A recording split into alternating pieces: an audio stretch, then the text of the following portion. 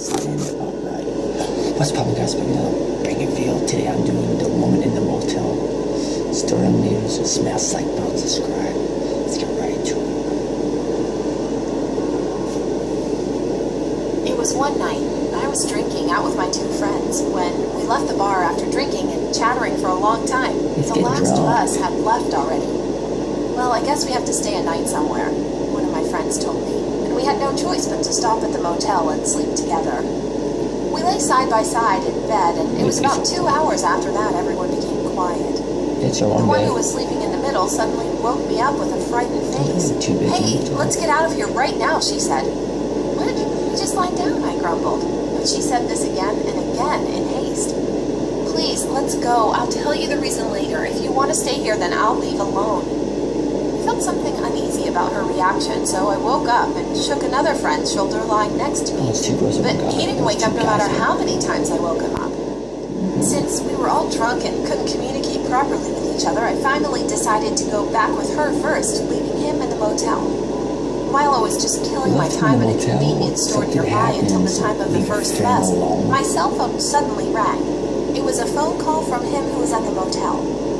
Wasn't he sleeping? I bet it wasn't him. Thinking like that, I answered the phone and he screamed at once, "Why do you guys leave me alone in that room?" "Oh no, he must have seen it too," she muttered blankly. Later, my friend said that they saw something in the room. As one of my friends felt thirsty during sleeping, she woke up and went to the refrigerator to get some water. And at that moment, a woman with long hair suddenly appeared from the ceiling, hanging upside down.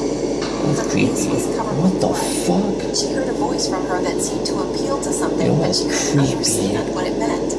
Her body was so stiff that she couldn't move, as if she had been paralyzed. However, the moment she turned her eyes, the woman disappeared, and she was finally able to move again. Early that day, I joined with my boyfriend and went home right away, but I couldn't get rid of my uncomfortable feeling, and I couldn't get over it until the next day around noon. So we ended up heading back to the motel to complain to the custodian. However, the police and police cars were crowded around the hotel when we got there. We found the custodian in front of the hotel entrance and approached him. "What's going on here? Anyway, I'd like to tell you that we are very upset and unpleasant that we'd seen something here yesterday." While I was explaining about this, his gloomy face was slowly contorted, and he slowly opened his mouth when I finished talking.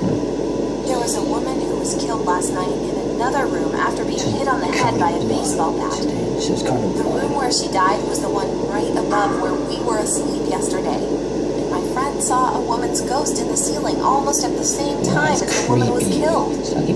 The moment we heard the story, we got goosebumps and came back home hurriedly. The moment she died, she might have wanted to show up to ask us for help desperately. And that's what I think to this day. That's creepy.